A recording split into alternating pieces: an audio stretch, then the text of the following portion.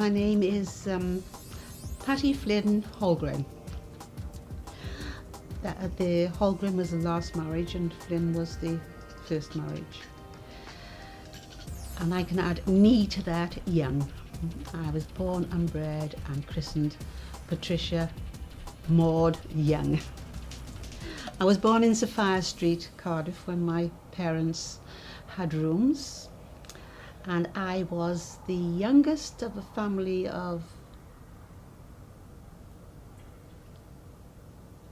7.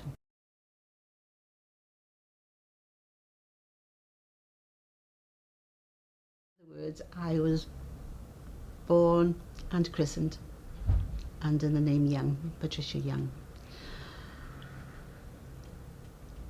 I was born in Sophia Street, Cardiff, down the bay.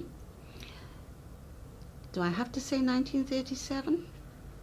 I've said it. I was the youngest of the family of Jocelyn, Arthur, Silda, Manda, Willie, Patty, of 7 children. I had, my mother was born and bred in Cardiff.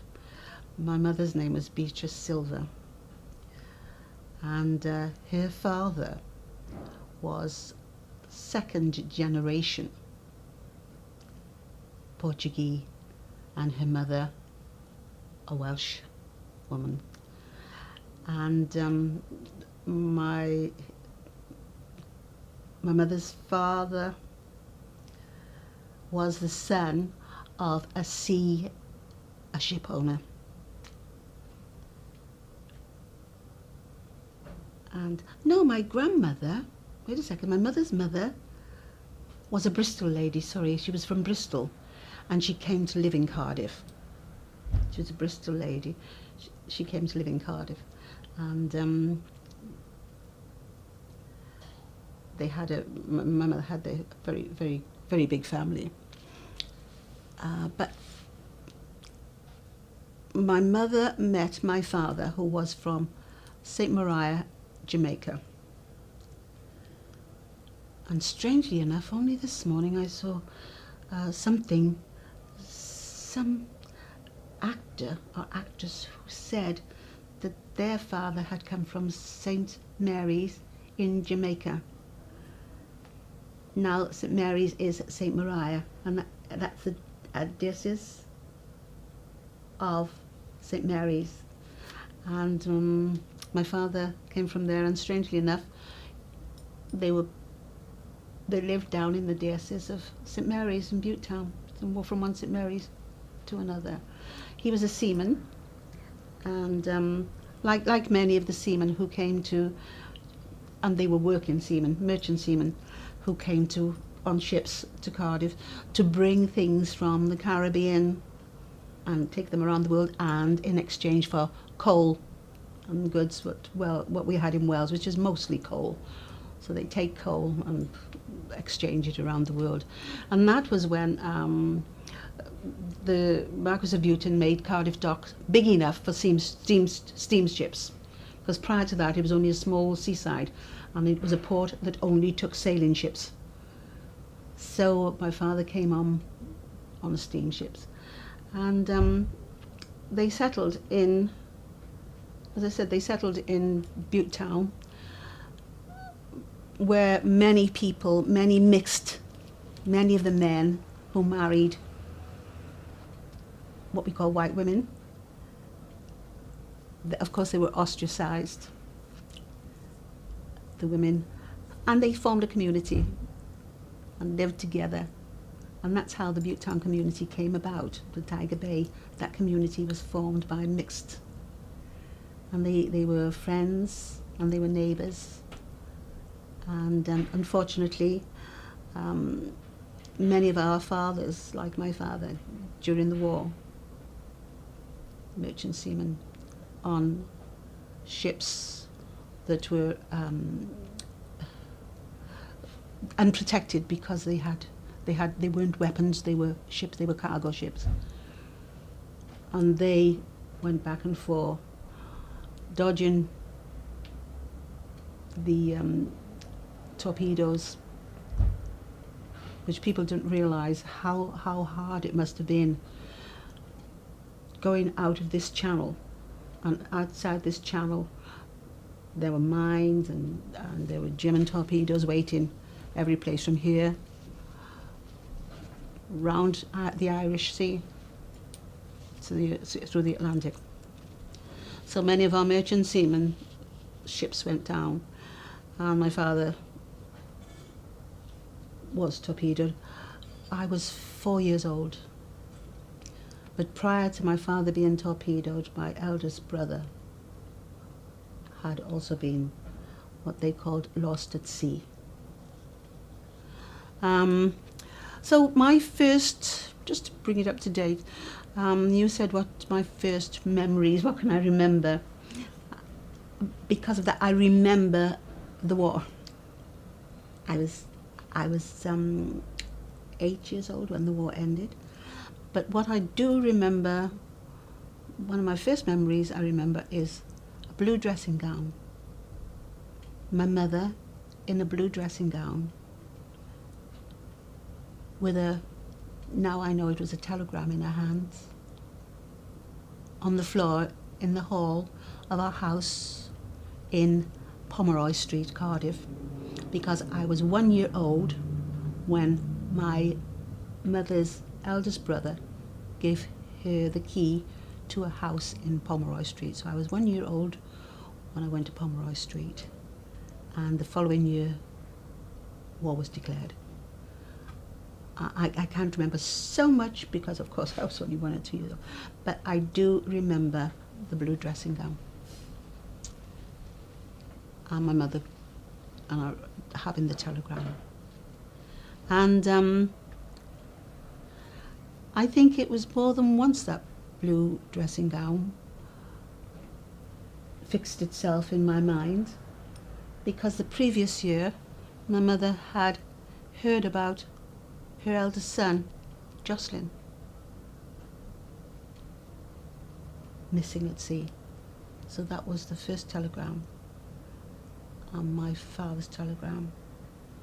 And those are about my first memories. And I do remember quite a bit about air raid shelters, rough blankets, being taken down out into the back shelter in the night, the sound of the sirens, the whirling of the engines of the planes when they were still, completely still, when they hovered overhead, and the siren and things like that.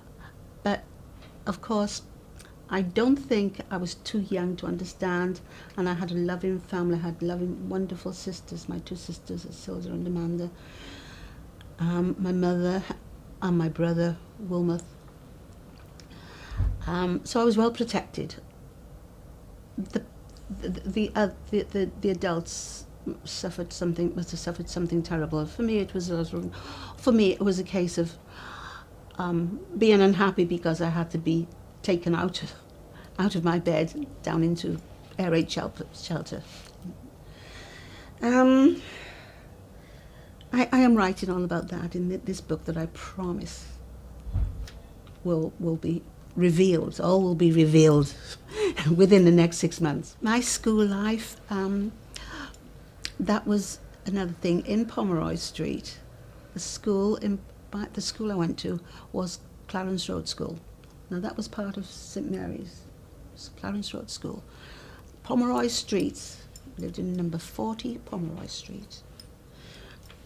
And the top of Pomeroy Street ran James Street across. On the other side of the road was Currans Place, and the Clarence Road School was there on the right hand side, and at the very end was Currans Factory. So my little junior baby school was next door to Currans Factory. And of course we had air raid shelters, and what I remember then is my mother coming running up calling Patty every time that there'd be an air raid warning, and my mother would come running up to the school. and Rita Delpet. She wasn't Rita Delpet, and she was Rita Yeah. Hines. Rita Hines, yeah. We went over that bridge because there was a bridge, you know, and there was the tunnel. And people in the Butte town didn't go that tunnel. I've also got a thing about that because there was a barrier. It's all right to say you hear about Cardiff or Butte and that, and you know what I say? Good for that, because you know what? People don't talk about black people in any type of position anywhere. So if we make a mark somewhere, we're making a mark. And I think that should be for somebody to be able to come to, and then we can do our organisations all over. But what's the question? I'm at this here. My argument at that time was they haven't actually represented the diverse, the coloured side of it, and I thought that it would be rather nice if they're going to do something new, as they've got the little houses represent, would be rather good to represent an old Butte town house, which was actually one of the first houses that were built in Cardiff for work people and local people. And that's what the old houses were, and it was representative of the bay. And I thought that would be a fabulous thing to put into St Fagans. And we still have pictures that can be copied of our parents or ancestors or the mixtures, and I'd like to see some of those. I looked on the stairs as we were here today at the pictures that they've got on the stairs, and there isn't one ethnic picture. And I think we can't blame people for not doing something that they didn't know about to begin with and are not aware of, and I think we have to, as long as we can make them aware of, this gives them something to think about and an aim to get on. But you can't blame them for not including us in the past when no one has come forward to them. For donkey's years ever have, as far as I'm concerned. I'd like us to be a standing feature here rather than something that's one week and not another. I want us to be part of the standing feature of the whole of Welsh. Exactly. Of course we are Welsh, we're Welsh folk.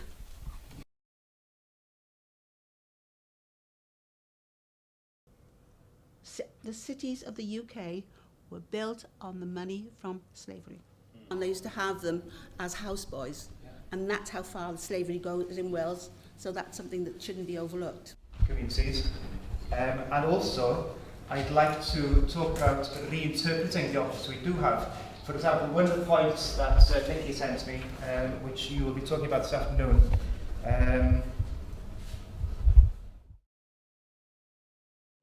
they're genuinely feeling as well is that in their past, their sort of the history of the museum itself has been very, you know, the whole museum was set up in the first place to save Welsh-speaking Wales culture. Because there was a real fear that was going to be lost. It was To me, it's just going back to square one again. Well, first of all, then, what we have to do is to attack the fact of their policy of Welsh speaking. To be able to work here or to have any connection here, you have to have the second language, I think.